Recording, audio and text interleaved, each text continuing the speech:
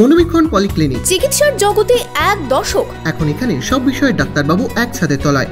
Phone করুন 7477799515 এই নম্বরে।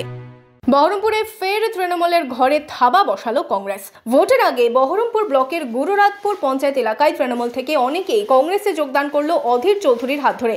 ভোট যত এগিয়ে আসছে, রাজনৈতিক পালা বদলও বাড়ছে জোর কদমে। কখনো শাসক দলে যোগদান, আবার কখনো বিরোধী দলে যোগদান চলছেই।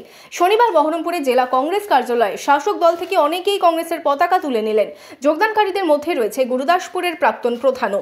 তার দাবি, তারা আগে কংগ্রেস করলেও মাঝে তৃণমূলে গিয়েছিলেন, তবে লোকসভা ভোটের আগে ফের পুরনো দলে ফিরলেন। যে আমরা এই লোকসভা ভোট ভুক্তিয়ে করব এবং অধীর চৌধুরীকে আমরা চাইবো ভালো ভোটে উনি যেন জিতেন।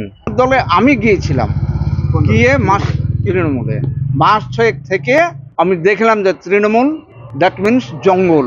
এই দিন যোগদানকারীদের হাতে দলীয় পতাকা তুলে দেন অধীর চৌধুরী। ভোটের আগে এই যোগদানকে ঘিরে উচ্ছ্বসিত কংগ্রেস। আমাদের খুব ভালো লাগছে আজকে আপনারা আমাদের এখানে এসে আমাদের সঙ্গে যোগদান করলেন।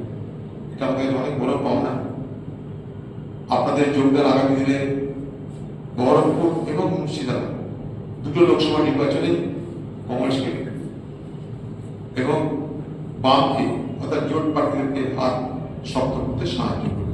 যদিও এই যোগদানকে পাত্তা দিতে নারাজ তৃণমূল নেতৃত্ব। তৃণমূলে জামা কাপড় পরে কিছু লোক থাকে, তারা আবার টাইমে ওখানে যায়, টাইমে আবার এখানে আসে।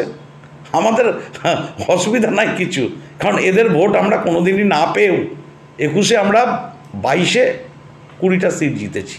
ভোটের দিন যত এগিয়ে আসছে, ঘটছে রাজনৈতিক পালা বদলও। তবে এই পালা বদলের ফল আদৌ কে কতটা ঘরে তুলতে পারে, সেদিকেই তাকিয়ে সকলে। Bureau report, Madhyabanga news.